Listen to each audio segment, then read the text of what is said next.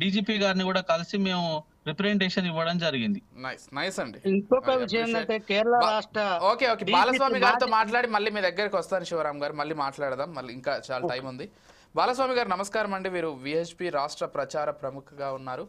బాలస్వామి గారు, అంటే ఎంతసేపటికి మనం అవతల వాళ్ళని బ్లేమ్ చేస్తున్నాం కానీ అంటే మన హిందువులు ఏం చేస్తున్నారు అంటే ఇతర మతస్థులు వచ్చి ఏదో చెప్పగానే ఏదో ప్రేమ మాటలో ఏవో చెప్పగానే మారిపోయేంతలా అంత బలహీనంగా ఎందుకుంటున్నారు? అంటే చిన్నప్పటి నుంచి హిందూ సంస్కృతి నేర్పించడం కానీ లేకపోతే ఇవన్నీ ఉండట్లేదు అనేటువంటి విమర్శ కూడా మరోవైపు ఉంది.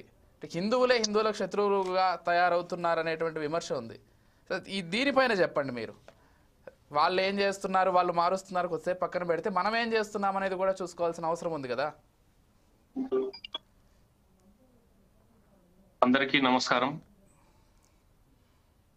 ఈ హిందూ సమాజాన్ని పట్టి పీడిస్తున్నటువంటి ఒక పెద్ద మహమ్మారి లవ్ జిహాద్. ఇది ఇప్పుడిప్పుడు బాగా వెలుగులోకి వస్తున్నటువంటి విషయము. విశ్వ హిందూ పరిషత్, బజరంగ్ దళ్, మిగతా హిందూ ఆర్గనైజేషన్స్ అన్ని కూడా చాలా కాలం నుంచి ఈ యొక్క మహమ్మారి గురించి చెప్తూనే వస్తా ఉన్నాము. అయితే ఎవరికైతే తన దాకా వస్తే గాని ఆ నొప్పి, ఆ బాధ వ్యక్తం కావడం లేదు.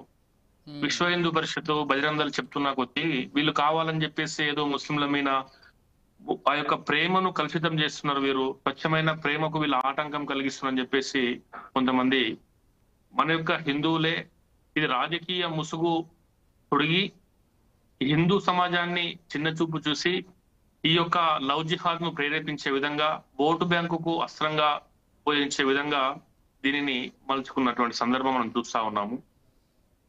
మన యొక్క పూర్వ ప్రధానమంత్రి ఎవరైతే ఉన్నారో ఇందిరాగాంధీ గారు కూడా ఒక ముస్లిం వ్యక్తిని ప్రేమించుకున్నది. దాని తర్వాత వచ్చినటువంటి పరిణామ క్రమంలో కూడా ఇది ఈ రోజుతో ప్రారంభమైంది కాదు. ఎవరైతే ఈ దేశంపై దండెత్తి వచ్చినటువంటి మహమ్మదీయ రాజుల కాలం నుంచి కూడా హిందూ యొక్క స్త్రీలను, హిందువుల యొక్క సంస్కృతి సంప్రదాయాన్ని ధ్వంసం చేస్తూ, హిందువుల యొక్క మాన ప్రాణాలను దోస్తూ ఈ దేశం పైన దండయాత్ర చేస్తున్నటువంటి విషయము కొనసాగుతున్నది. అయితే ఇప్పుడు పెరిగినటువంటి సాంకేతిక పరిజ్ఞానం వల్ల హిందువుల యొక్క పునాదిని, హిందువుల యొక్క కడపను, హిందువుల యొక్క కడుపును కబలించేటటువంటి ఒక భయంకరమైనటువంటి కుట్ర కొనసాగుతా ఉన్నది. ఎందుకోసం అంటే హిందువులకు అత్యంత ప్రాధాన్యము, ప్రామాణికము ఒక స్త్రీకి, ఒక తల్లికి, ఒక చెల్లికి, ఒక మాతృమూర్తికి ఇచ్చేటువంటి గౌరవం ఉన్నది. ఒక కుటుంబానికి వెన్నెముక, ఒక కుటుంబంలో తల్లిగా, భార్యగా, చెల్లిగా, సోదరిగా ఈ యొక్క జీవనానికి, హిందుత్వ వైభవానికి పునాది ఆమె. కాబట్టి హిందూ స్త్రీనే మనము ధ్వంసం చేయాలి, హిందువులకు అబ్బాయిలకు అమ్మాయిలు లేకుండా చేయాలి. ఎంత చేసినప్పటికీ హిందూ సమాజం సజీవంగా ఉంటుంది. కాబట్టి హిందూ సమాజాన్ని సమూలంగా నిర్మూలించాలంటే ఒక స్త్రీ మాత్రమే మనము కబలించాలి. వాళ్ళ యొక్క కడుపును, వాళ్ళ యొక్క కడుపు కోతను మనము లాక్కోవాలి. ఎట్టి పరిస్థితుల్లో హిందువులకు మనమంతా కూడా అమ్మాయిలను దొరకకుండా చేయాలని చెప్పేసి ఒక పథకం ప్రకారము లక్ష్యం ఏర్పాటు చేసుకొని వేటాడుతున్నటువంటి సందర్భాలు మనం చూస్తా ఉన్నాం. కాలేజీలు, లేకపోతే మనం చేస్తున్నటువంటి ఉద్యోగ సంస్థలు, ఎక్కడైనా కానీ ఒక అమ్మాయి, హిందూ అమ్మాయి ఉందంటే పెళ్ళైనప్పటికీ కూడా, పెళ్ళైనటువంటి మహిళను కూడా వాళ్ళ యొక్క భర్త దగ్గర విడాకులు తీయించుకొని వాళ్ళు పెళ్లి చేసుకున్నటువంటి దౌర్భాగ్య స్థితి, ఒక వేట కొనసాగుతా ఉన్నది. ఎందుకోసం అంటే హిందూ జనాభా అంతం కావాలి, అప్పుడే గాని ఈ యొక్క హిందుత్వాన్ని, ఈ యొక్క ధర్మాన్ని నాశనం చేయలేమని చెప్పేసి, అది ఏ విధంగా చేయాలంటే హిందువుల యొక్క కడుపు, హిందువుల యొక్క జీవన విధానం, హిందువుల యొక్క సంతానం ఎక్కడ ఉందంటే మహిళ చేతనే ఉంది. మహిళను హిందువులకు దొరకకుండా చేయాలని చెప్పేసినటువంటి ఒక సంకల్పంతో పెళ్ళైనప్పటికీ భర్తలను విడదీయడము, లేదంటే కాలేజీలోకి వచ్చేసినట్లంటే స్కూల్లో ఉన్నటువంటి స్కూల్ ఏజ్ నుంచే టార్గెట్ చేస్తూ, కాలేజీలో టార్గెట్ చేస్తూ ఏ విధంగా హిందూ అమ్మాయిలను పొరపాటు చేస్తున్నటువంటి సందర్భాలు మనం చూస్తా ఉన్నాము. అనేక సినిమాలు వచ్చినాయి, పెద్దలు కూడా చెప్పినారు. అయితే దీనికి అంతటికీ పెరుగుతున్నటువంటి టెక్నాలజీ ఒకటైతే, ప్రేమ అనేటటువంటి ఒక విషపు వల, విషపు వలను విసిరి అందమైనటువంటి అబద్ధాలు ఆడుతూ హిందువులకు మోసం చేయడం తెలియదు, హిందువులకు అబద్ధాలు ఆడడం తెలియదు, నమ్మడము విశ్వాసంగా ఉండడం మాత్రమే తెలుసు. కాబట్టి ఈ విధంగా హిందూ మహిళలను అటు ముస్లిం అమ్మాయిలు ఫ్రెండ్షిప్ చేసి ఇంకొక అబ్బాయికి అటాచ్ చేస్తున్నటువంటి సందర్భాలు మనం చూస్తా ఉన్నాం. ఇవి ఒకటి కాదు, రెండు కాదు, అనేకమైనటువంటి కాలేజీలు, స్కూళ్ళు, మనం పనిచేస్తున్నటువంటి పరిసర ప్రాంతాలు, నైబర్స్, అనేకమైనటువంటి విషయాలు మనం చూసినాం. కాబట్టి ఈ విధంగా ఈరోజు సినిమా ఇండస్ట్రీ ఏదైతే ఉందో, బాలీవుడ్ సినిమా ఏదైతే ఉందో, సల్మాన్ ఖాన్, షారూక్ ఖాన్, లేకపోతే అమీర్ ఖాన్, ఇటువంటి ఖాన్లందరూ కూడా లవ్ జిహాద్ ను ఎంకరేజ్ చేసినటువంటి యూత్ కు ఒక తప్పుడు మెసేజ్ ను అందించినటువంటి కుట్రను కొనసాగిస్తా ఉన్నారు. దీనికి పాలకులందరూ కూడా వంత పడినటువంటి సందర్భాలు మనం చూస్తా ఉన్నాం. ఏ ఒక్కరు కూడా, ఇప్పుడు మీరు చూడండి, రాష్ట్రీయ స్వయం సేవక్ సంఘ్, విశ్వ హిందూ పరిషత్, బజరంగ్ దళ్, బీజేపీ మినహా మీరు ఎవరి నోటన్నా వినండి, ఒక్కరన్నా కూడా ఇది లవ్ జిహాద్ అని అంటున్నారా? కానీ జరుగుతున్నటువంటి విషయం దీన్ని ఏమనాలి? ముస్లింలు హిందూ అమ్మాయిలను కబలించి మోసం చేసి పెళ్లిళ్ళు చేసుకొని తర్వాత అవసరాన్ని తీర్చుకొని వాళ్ళను ముక్కలు ముక్కలుగా నడిచేసి ఫ్రిడ్జ్లలో దాచిపెట్టి, సూట్ కేసులలో దాచిపెట్టి వాళ్ళ యొక్క ఆస్తుపాస్తులను కబలించి కొల్లగొడుతున్న సందర్భాలు మనం చూస్తా ఉన్నాము. దీనిపైన ఒక్క రాజకీయ నాయకుడన్నా ఖండించాడా, లేకపోతే స్పందించాడా అనేటటువంటి విషయాన్ని మనం చూసుకున్నట్లయితే ఎక్కడ కూడా ఎవరు నోరు మెదపలేదు. సరే, ఇది ఎవరో RSS సంఘ పరివారం వాళ్ళు చూసుకుంటారు, మనం ఏమి మాట్లాడొద్దు అని. ఎందుకోసం అంటే మాట్లాడితే మళ్ళీ మా ఓట్లు పోతాయి, మాకు ఓట్లు కావాలి, మాకు సీట్లు కావాలి, మాకు అధికారం కావాలనేటువంటి ఒక దౌర్భాగ్యంతో ఇది ఒక రాజకీయ ముసుగు తొడిగినటువంటి ప్రమాదకరమైనటువంటి క్రీడ ఇది. దీనికి అన్ని పార్టీలు, ఈరోజు మమతా బెనర్జీ, ఈరోజు లాలూ ప్రసాద్ యాదవ్, పక్కన ఉన్నటువంటి స్టాలిన్, కమ్యూనిస్టులు, తర్వాత ఈ రాష్ట్రంలో ఉన్నటువంటి TRS కావచ్చు, అంటే బాలస్వామి గారు, ఇప్పుడు కేంద్రంలో బీజేపీ ఉంది కదా, మీరు లేకపోతే శివరాం గారు, లేకపోతే రాజు నేత గారు, మీరంతా కూడా సరే బీజేపీ ఏదో హిందువులకు పొడి చేస్తుంది అనుకుంటున్నారు. మరి కేంద్ర ప్రభుత్వం తరపున ఒక గట్టి చట్టాన్ని తీసుకురావచ్చు కదా ఇలాంటి వాటికి సంబంధించి. దానికి సంబంధించి ఎందుకు అడగారు? కేంద్రంలో గత 12 సంవత్సరాల నుంచి బీజేపీ ఉంది, బీజేపీని ఎవరు కూడా క్వశ్చన్ చేయరు. ఎంతసేపటికి రాష్ట్రంలో వాళ్ళు ఉన్నారు, ఈ రాష్ట్రంలో వీళ్ళు ఉన్నారని చెప్తున్నారు. బీజేపీని ఎందుకు అడగట్లేదు మీరు? బీజేపీకి బాధ్యత లేదా? కేంద్ర ప్రభుత్వంలో వాళ్ళే ఉన్నారు కదా. ఇవి పోలీసు చట్టాలు రాష్ట్ర పరిధిలో ఉంటాయండి. ఇప్పుడు బీజేపీ పాలిత ప్రాంతాలు ఏవైతే ఉన్నాయో అక్కడ పకడ్బందీగా వ్యవహారం కొనసాగుతూ ఉన్నాయి. అయితే ఎక్కడైతే మీకు తెలుసో లేదో ఉత్తరప్రదేశ్లోనే ఎక్కువగా జరుగుతున్నాయి. యోగి ఆదిత్యనాథ్ గారే ఉన్నారు అక్కడ. ఉత్తరప్రదేశ్లో దేశంలో అత్యధిక కేసులు నమోదవుతోంది ఉత్తరప్రదేశ్లోనే. దీనికేం చెప్తారు?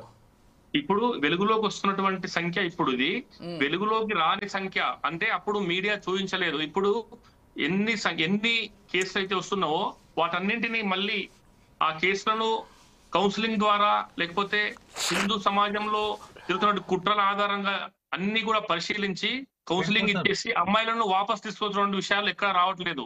బదలాం చేయాలనేటువంటి ఒక విషయం మీరు ఏదైతే చెప్పినరో యూపీలో, అది ఎక్కడ కూడా కరెక్ట్ కాదండి.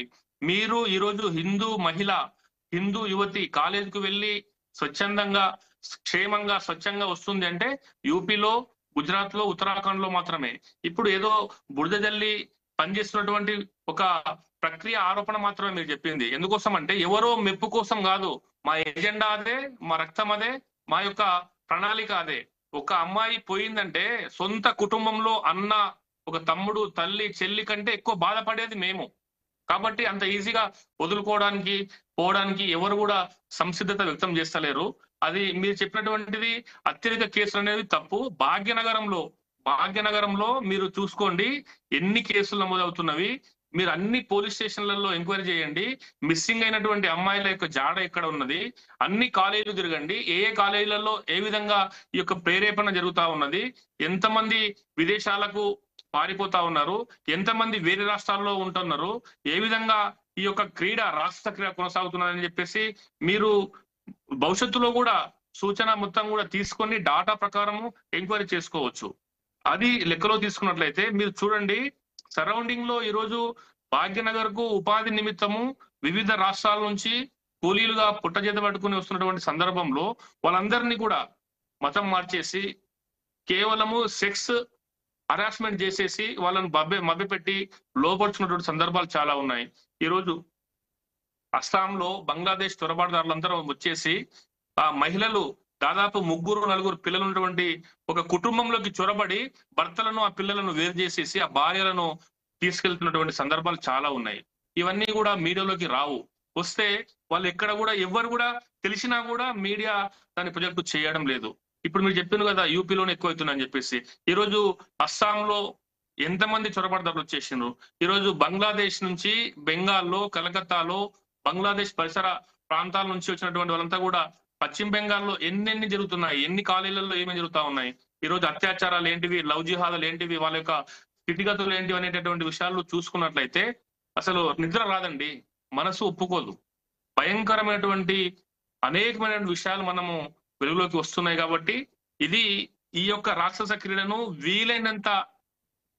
వీలైనంత మేరకు దాన్ని అవగాహన చేసుకునేటటువంటి ఒక ప్రణాళిక కోసము బజరంగ్ దళ్, దుర్గావాహిని అనేటటువంటి సంస్థల ద్వారా మహిళలకు కౌన్సిలింగ్ ఇస్తా ఉన్నాము. అన్ని కాలేజీలలో వెళ్ళి అన్ని కాలేజీలలో రాబోయేటటువంటి ఉపద్రవాన్ని దృష్టిలో ఉంచుకొని గతంలో ఈ విధంగా జరిగింది, ఈ విధంగా మోసపూరితమైనటువంటి వ్యక్తుల వలలో మీరు పడవద్దు, వాళ్ళ యొక్క ఉచ్చులో మీరు చిక్కుకోవద్దు అని చెప్పేసి కౌన్సిలింగ్ ఇస్తా ఉన్నాము.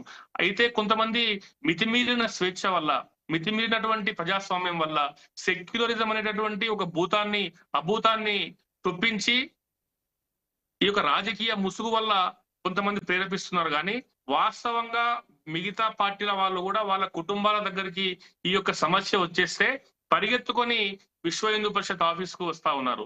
ఎందుకోసం అంటే మా అమ్మాయిని కాపాడండి.